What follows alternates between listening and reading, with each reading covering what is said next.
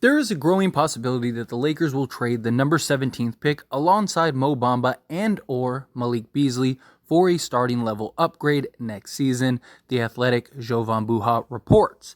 So the Lakers are looking to do something with the 17th pick. We've gotten lots of rumors and speculations of them taking the 17th pick, maybe even moving back in the draft.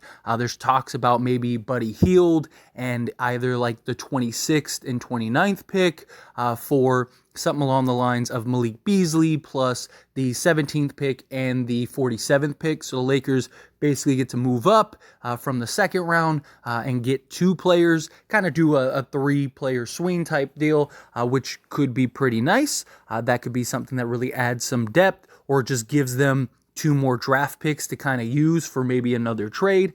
That could be a real possibility. But the Lakers are clearly looking to upgrade their roster. They want to come up with whatever possible way that they can approach this offseason and kind of tinkering. I don't think the Lakers necessarily need any major adjustments. Obviously, there is some glaring holes. They could use another center, another type of scorer, playmaker, obviously three-point shooting, maybe a little more perimeter defense. But every team could use that, right? The Lakers as a whole, though, with this core, full training camp, full offseason, full preseason, and then the full regular season, I think could really build some of that just chemistry and understanding of like each other that could lead to success. This team was just in the Western Conference Finals. Now, there is always the possibility that the Lakers take that 17th pick and go and acquire, say, a DeMar DeRozan or a Bradley Beal or something along those lines. That could be something that the Lakers look to do. But getting just even some role guys, right? Could you take the 17th pick, get a Buddy Hield and Miles Turner? Maybe you have to give up the 2029 pick, but at that point, you're going all in, right? Like, what if the Lakers could finish this offseason with like Chris Paul, Buddy Hield, and Miles Turner? That would be massive. You got your shooting, you got your playmaking and scoring, you got some more veteran leadership, a guy that could be like a Rajon Rondo role. You got another 3-and-D style center that could play alongside Anthony Davis. You kind of add a little more depth with whatever vet minimum guys you could get. That could really kind of round out this roster nicely and could be a great approach, right? Again, Lakers very likely either go the star route or they try to get like two or three quality players, like blue chip rotation guys that could come in. Buddy Hield and Miles Turner would be my favorite. For a long time, I wasn't big on the trade, but it's because we needed so much prior, right? We needed a center, a big, a power forward, shooting, playmaking, a guard. Like, we needed basically everything. And then we went and got Rui Hachimura, and then we went and got Jared Vanderbilt and, Malik Beasley, and then Austin Reeves evolved into this great player and all of these things, right? All of these things changed, which now I go, okay, well, great. Like, go get a Miles Turner and a Buddy Hield, and you add that to Rui Hachimura, Austin Reeves, Max Christie maybe, and then LeBron James and Anthony Davis, along with if you can get a guy like Chris Paul. Come on, that's gotta be the best roster in the league, hands down, in my opinion, front to back. I mean, you're 9 guys, 10 guys deep easily, and you're deep at every position.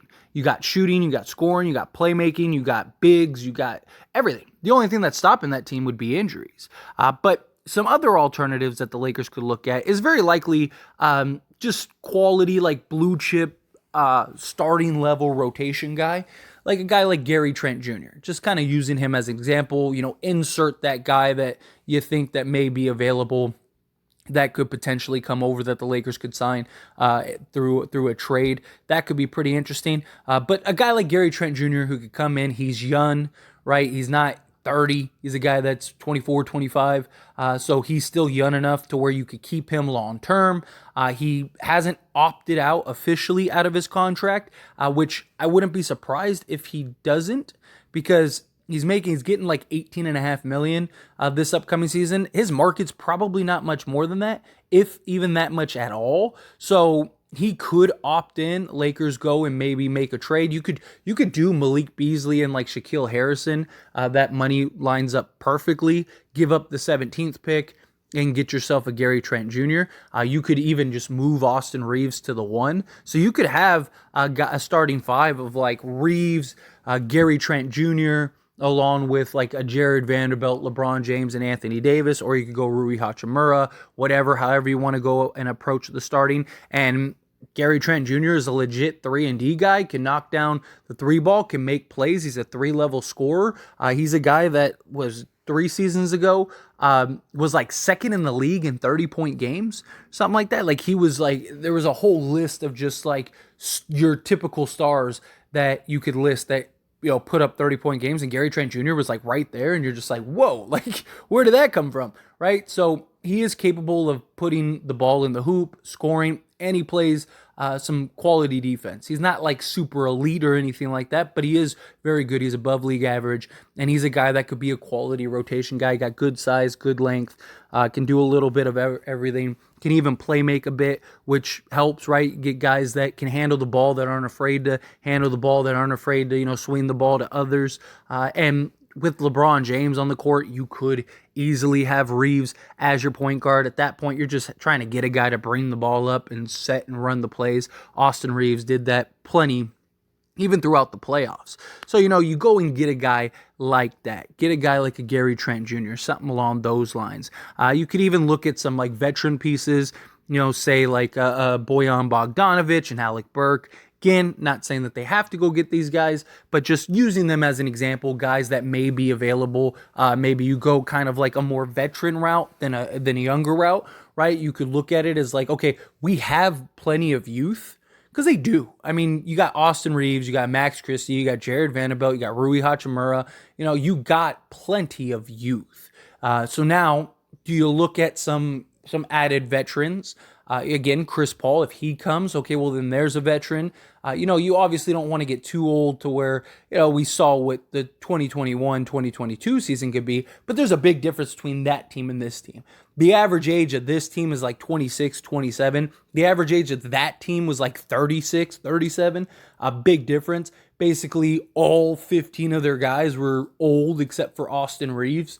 Were in this case, basically all of your guys are young except for LeBron James. So it wouldn't hurt to bring in a veteran or two that you think could come in and provide some quality, just playmaking, scoring, shooting, things like that. Another guy that comes to mind would be like a Terry Rozier, right? Could you maybe go get a Terry Rozier, take, again, Malik Beasley and like a Shaquille Harrison, go get Rozier on his ability to kind of play make and score and kind of be maybe like a Malik Monk type guy for us, a guy that can shoot, play on the ball, could play off the ball, could handle the ball, could get to the basket, be a vacuum scorer for you. The Lakers kind of use that, kind of like a Kyrie light.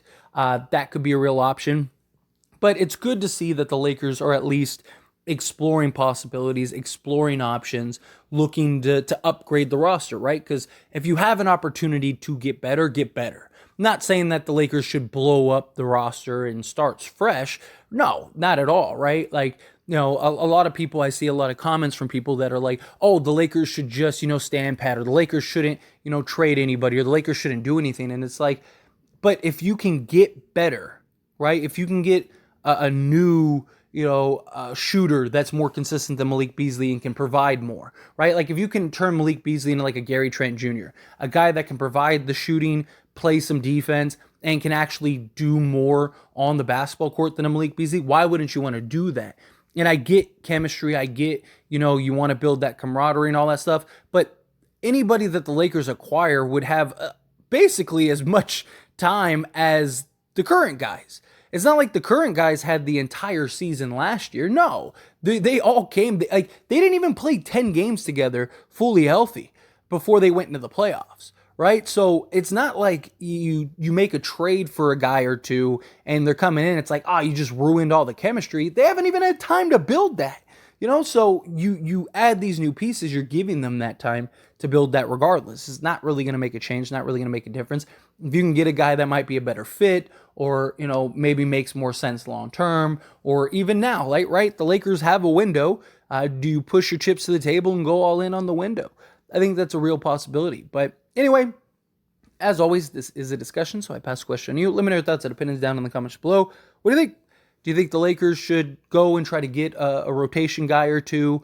Do you think no, like keep the pick, draft somebody, kind of get ready for the rebuild once LeBron leaves? Do you think no, go for a star? However you feel, whatever your thoughts are, I'd love to hear it. Let me know down in the comments.